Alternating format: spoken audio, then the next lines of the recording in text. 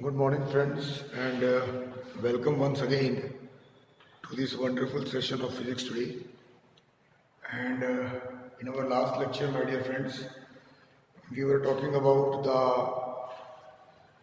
you can say, interference we have discussed, and we have explained about the concept of different type of interferences. That means the constructive interference and the destructive interference. And you have seen that whenever the interference takes place, there is a redistribution of the light energy, and the fringes that are obtained on the screen are dark fringes or the bright fringes, depending upon whether you have a destructive interference or the constructive interference. In destructive interference, what we have learned? We have learned that the crest of one wave will fall on the trough of another wave, or you can say the trough of the first wave will fall on the crest of the another wave. Whereas in constructive interference, we have seen that the crest falls on the crest and the trough falls on the trough, and accordingly we get our dark fringe and the bright fringe. So today, my dear friends, we are going to talk about the practical implementation of what is called the interference, and as it was demonstrated by Young's, Mr. Thomas Young, one of the great physicists, and he demonstrated in his experiment, which is called Young's experiment, and in that what he used a single coherent source which was used to illuminate the two slits, and these slits were lying very close to each other, and moreover their slits were parallel to each other.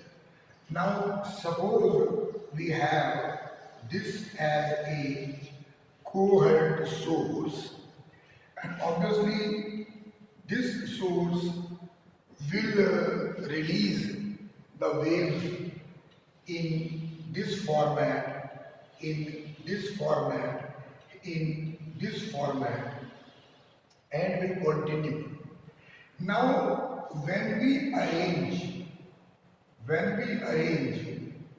two slits, let us say S1 and S2, then what happens? These waves further continue to propagate, but from this slit, what will happen? We will start getting the waves in this particular format, and the waves, you can see, will now start interfering with each other, and they will start superimposing on each other, and in this way what will happen? You can see at different points the waves superimpose, and when I place a screen over here, on the screen at this point, which is the center, this will be termed as your central maximum, and this will be the brightest fringe. And as you proceed up or down, we will be getting alternative dark and bright fringes. So if it is a bright one, this will be your, I can say, let us say D1. This will be your, you can say, B1. This will be your D2. This will be your B2, in that way it will continue. And similarly in the down part, let me call it as D1 dash, let me call it as B1 dash, again I can call it as D2 dash, and again I can call it as B2 dash, and like this. So this was the experiment which was done by Thomas Young, and that is the reason why it is called Young's double slit experiment. So I hope the concept is clear. So basically Young's double slit experiment is the practical demonstration of the interference of light as suggested by Thomas Young, where he used a single coherent source which was used to illuminate the two slits which were lying parallel to each other and were very close to each other, and due to which what happened, the waves which were formed due to S1 and S2, they were having almost the same amplitude and were, because illuminated by the single coherent source, so they were having the same you can say frequency also. So this is all about the Young's double slit experiment. And now we will be talking about the mathematical, you can say, expressions, or you can say derivations, okay, about the conditions of constructive and destructive interference. So now we will be talking about the conditions of a constructive and destructive interference. You know, constructive interference, destructive interference, definition is clear, but now we will find out under what condition exactly, what will be the formulation for that when we will have a constructive or destructive interference. Okay? So this is all about this today. Now dear friends, before we proceed towards the mathematical derivations of the constructive and destructive interference, one thing I would like to explain again. Now this was the source of coherent source of light, and it was used to illuminate the two slits S1 and S2 to produce what we call as the interference pattern, and ultimately that resulted in the formation of you can say dark and bright fringes on the screen. Okay? Now the thing is, suppose if one of the slit is closed. Now if we close one of the slits, suppose I close my S1. Now what will happen? Obviously all the waves that were coming out of S1 will disappear. All the waves that were coming out of S1 will disappear, and what will be left? Only the waves which were coming from S2. Only the waves which were coming from S2 will be left over, and ultimately what will happen? You will get the situation in this format, and naturally nothing is coming from here. So the interference will not take place. There will be no interference, and there will be no redistribution of the light, and ultimately you will get only 1 point on the screen. So that interference pattern will stop if you close any one of the slit, either S1 or S2. Clear ho gaya? Okay.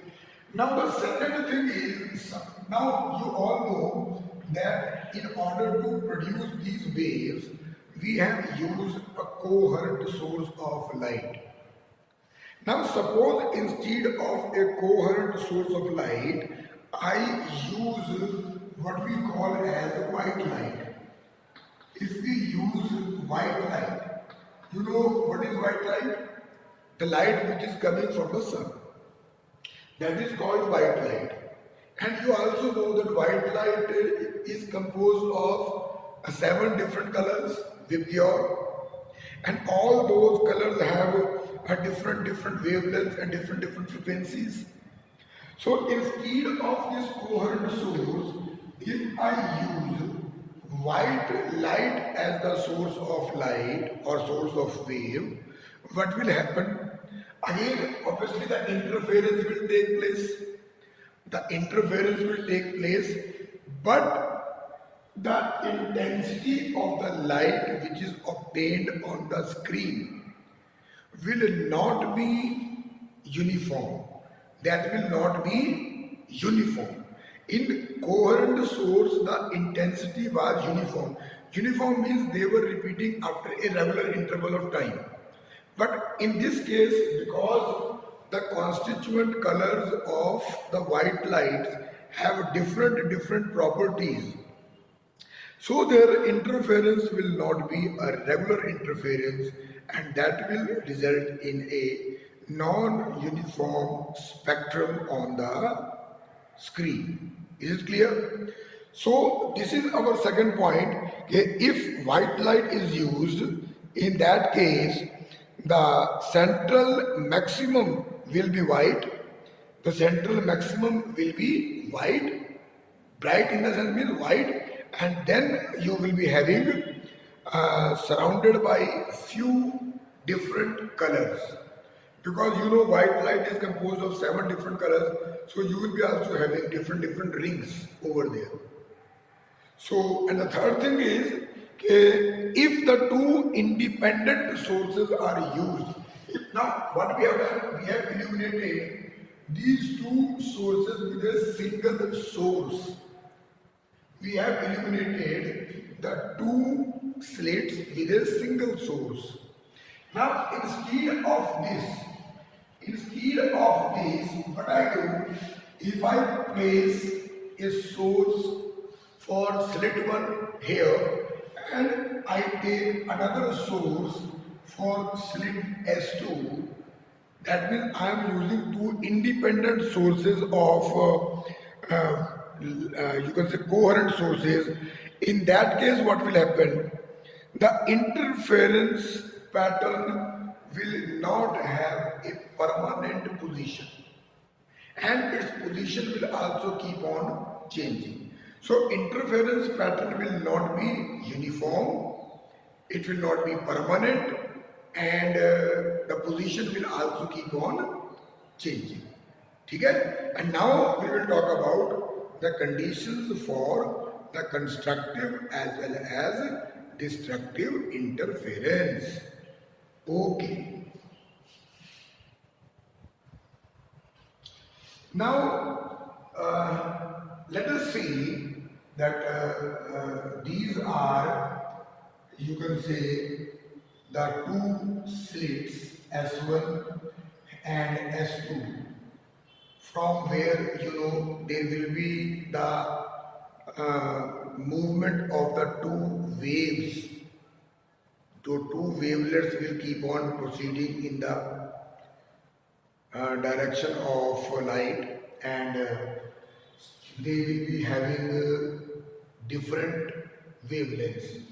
Now suppose, and different amplitude.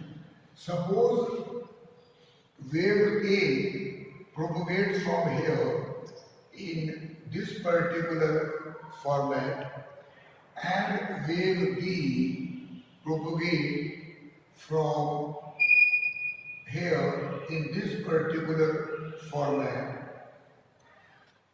Try to understand, our article is to find the conditions for the constructive and destructive interference. That means I want to know that when these two waves meet at this point, let us say P, whether this will be having a constructive interference, that means whether there will be a bright fringe, or whether there will be a destructive interference, that means whether there will be a dark fringe. And if it is so, then what is the magnitude? What are the conditions? What is the intensity? So for that, what we have considered is, suppose the amplitude of the wave generated from the slit S1 is B1 and the amplitude of the wave which is generated from the slit S2 is B2. Now, the source of light is coherent source, that is coherent source, and it is having, let us say, a wavelength that is lambda. So we have considered a coherent source having a wavelength lambda and illuminating S1 and S2, from which the wave originates in the amplitude B1 and B2. Now, you know that what will be Y1? That will be Y1, and Y1 will be equal to A sine of omega t. And if suppose they are having a phase difference of phi, suppose they have these two waves have a phase difference of phi, which is this is leading, this one is leading. So what will be my y2 is equal to, y2 will be equal to b sine of omega t plus phi. So y1 will be equal to a sine of omega t and y2 will be equal to b sine of omega t plus phi. Now, according to the principle of superposition, when these two waves superimpose on each other, their resultant is given by the vector sum of these two amplitudes or two displacements. Y is equal to y1 plus y2. So when I put these values, what I get, y is equal to a sine of omega t plus b sine of omega t plus phi. And the students, those who are having mathematics, they know that this is nothing but like sine of a plus b. Sine of a plus b. And what is sine of a plus b is equal to? Shabash, that is sine a cos b plus cos a and sine b. So sine a cos b plus cos a sine b. So when I expand using this formula here, what I get, y is equal to a sine of omega t plus b sine a cos b plus b cos a sine of b. Any doubt, dear friends? So a sine of omega t plus sine of omega t, sorry, it will be b will also have, yes, b sine a like this. Any doubt? Is it clear? Check. Now when we proceed further, what we get? I can take sine omega t as common. So I can take sine omega t as common from here. So what I will be getting? Y is equal to, let us say, yes, y will be equal to a plus b cos of phi, a plus b cos of phi sine omega t plus the last will remain same b cos of omega t and sine of phi. Any doubt? So what I will do here is, in order to simplify the things, in order to make the things more simpler, what we are going to do is, we are going to make this what is called a plus b cos of phi. Instead of this, what we are going to write is, we will be writing it as r cos of phi. That means this will be considered as r. So that will be termed as r cos of phi. And on the other hand, what we can do, तो sin phi वहाँ पर already है. We are already having sin phi there. So what we will do, we will change b sine of phi. We will take it b sine of phi. We will keep it as r sine of phi. Sorry, b sine of phi. What we will do? R sine of theta. We will consider this as r sine of theta. And now when I substitute these two values in this equation, what I get is y is equal to a plus b cos theta की जगह क्या आएगा? R cos phi